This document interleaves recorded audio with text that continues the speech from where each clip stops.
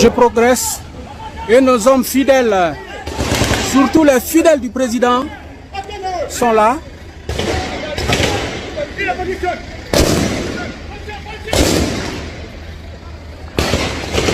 Vous entendez?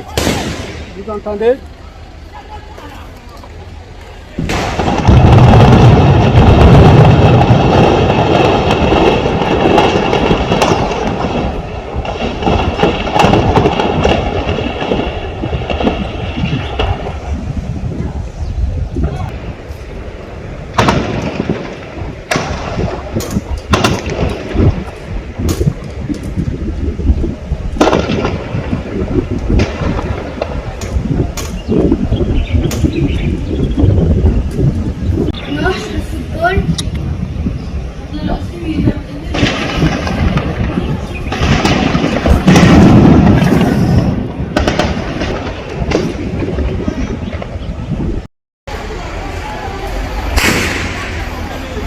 Vous entendez?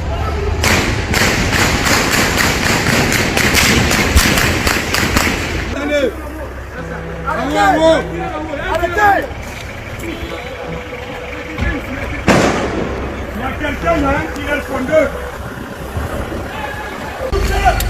Tout le monde l'a fait bouger. Bouger.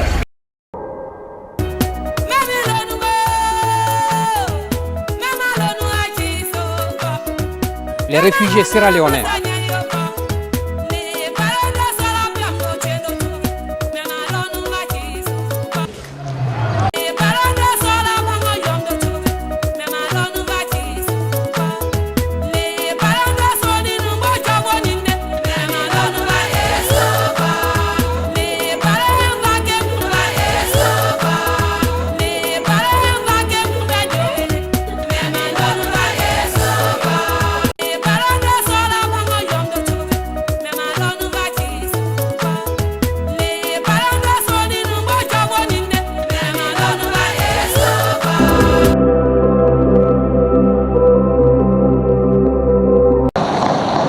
Des soldats des forces spéciales prennent position autour du palais présidentiel. À cette heure, les putschistes détiennent déjà le président Alpha Condé. Mais les combats ne sont pas terminés. Voilà, vous entendez des coups de feu donc qui sont tirés. Des coups de feu, nous entendons des coups de feu qui... Ce jour-là, Moussa Moïse est aux premières loges, juste derrière les militaires qui viennent de prendre le pouvoir. Il a presque tout vu, sauf les victimes, des soldats de la garde présidentielle tués pendant l'assaut. Son caméraman n'a pas été autorisé à filmer les corps qui ont depuis disparu. Personne ne sait où ils ont été enterrés. Je n'ai pas vu les victimes tomber, mais le colonel, selon des sources sûres, a rassuré tout le monde que les victimes, et de son côté et du côté de la garde présidentielle, seraient traitées de la même manière. C'est-à-dire que même les éléments des forces spéciales n'ont pas été rendus, les corps n'ont pas été rendus à leur famille. La junte a tout fait pour cacher les corps des victimes. Elle a aussi demandé aux blessés de ne pas parler à la presse. Mais au fil des jours, sur les réseaux sociaux, les portraits des décédés ont fleuri. Une semaine après le putsch, Mbalia Bangoura a fini par récupérer quelques affaires personnelles appartenant à son fils. Une tenue, une botte et un écusson qui faisait sa fierté. C'est désormais tout ce qui lui reste. C'est Moussa, l'oncle d'Abdourahmane, qui a retrouvé son corps. Il l'a cherché inlassablement pendant une semaine dans toutes les morgues de Conakry. Il nous a permis seulement de fouiller les corps.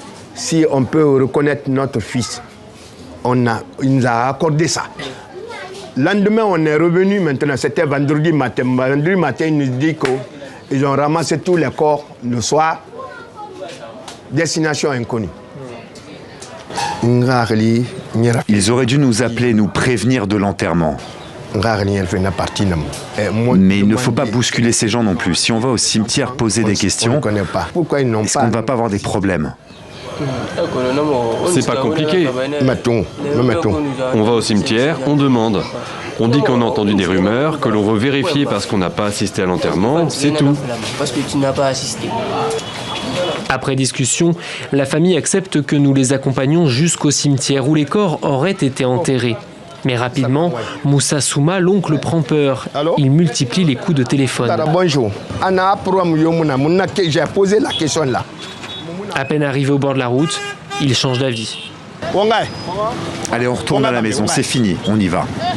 Mbalia Bangoura, elle, est dépassée par ses émotions.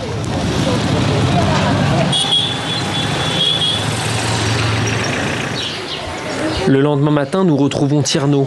Lui a perdu son frère, également membre de la garde présidentielle.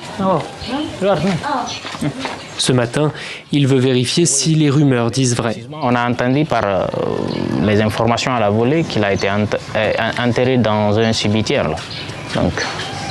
Donc on va voir là-bas ? On va voir, oui, bien sûr. Il y a quelques jours, des militaires sont venus présenter leurs condoléances à la famille de Tierno. Et ils ne sont pas venus les mains vides. Riz, huile, condiments et un peu moins de 500 € en guise de dédommagement. La même visite a été rendue à toutes les familles que nous avons contactées. Pour Tierno, c'est d'autant plus incompréhensible. Des morts, mais toujours pas de corps. Le gardien du cimetière est catégorique, aucun militaire n'a été enterré ici. Si tu n'envoies pas la déclaration ici, tu n'as pas le droit d'enterrer ici. Si je n'ai pas de papier, je ne peux rien justifier. Pas de papier, pas de traces. Pourtant, à la sortie, Tierno est reconnu par un homme et sa version des faits est différente. Il était également à la morgue quelques jours plus tôt et serait un membre de l'ex-garde présidentielle. C'est lui, au pantalon rouge. Oui, ça va. Toi aussi, tu avais ton là-bas, non? Oui, on les a tous enterrés, mais où? Pourquoi entretenir le mystère sur l'emplacement des corps? Les nouvelles autorités n'ont jamais répondu à nos questions à ce sujet. Plusieurs témoins directs sont catégoriques. Ils n'ont pas voulu témoigner face caméra par peur de représailles, mais ils affirment que des militaires ont fait évacuer le cimetière une semaine après le putsch, exactement le jour où les corps ont disparu de la morgue. Un mois après le coup d'État, les familles des victimes ne réclament désormais qu'une chose, la vérité, pour pouvoir faire leur deuil.